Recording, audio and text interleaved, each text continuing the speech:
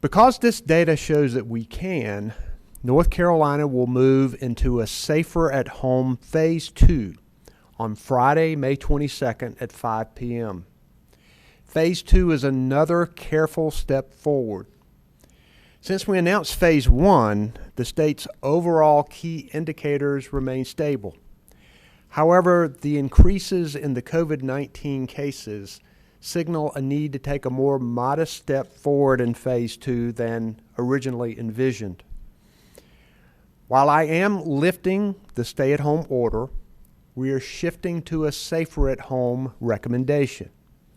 And that's especially important for vulnerable people who are at risk for more severe illness. Teleworking, when possible, is also highly recommended. Safer at home means just what it says. Just because you can go more places doesn't mean you always should. Now, some businesses and places will remain closed in phase 2, including bars, nightclubs, gyms, and indoor fitness facilities, indoor entertainment venues such as movie theaters, bowling alleys, and museums, and public playgrounds. This is because the potential spread of COVID-19 can be significant there. The mass gathering limits in phase 2 will be no more than 10 people indoors or 25 people outdoors. And this applies to event venues, conference centers, stadiums and sports arenas, amphitheaters, and groups at parks or beaches.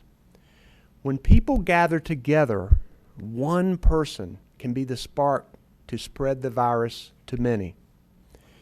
Now, certain businesses will be able to open at limited capacity with other requirements. Restaurants can reopen for dine-in customers at mostly a 50% capacity with distancing and cleaning requirements. Personal care businesses like salons and barbers can also reopen at 50% capacity. These businesses will have face covering and cleaning requirements while also reducing the number of people in the waiting areas. Swimming pools will be able to open at 50% capacity, and overnight and day camps can open with safety rules.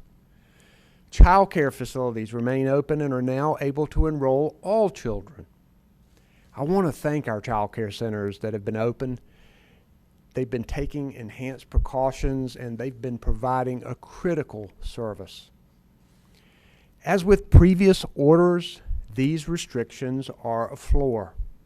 Local governments may enact more strict rules if health officials and local leaders believe it's in their best interest and in the best interest of the health of their communities. Now, this next phase can help us boost our economy, and that's important. But we can only help our economy when people have confidence in their own safety, which is why it's important to ease restrictions carefully and use data like Dr. Cohen was talking about in deciding when to do it.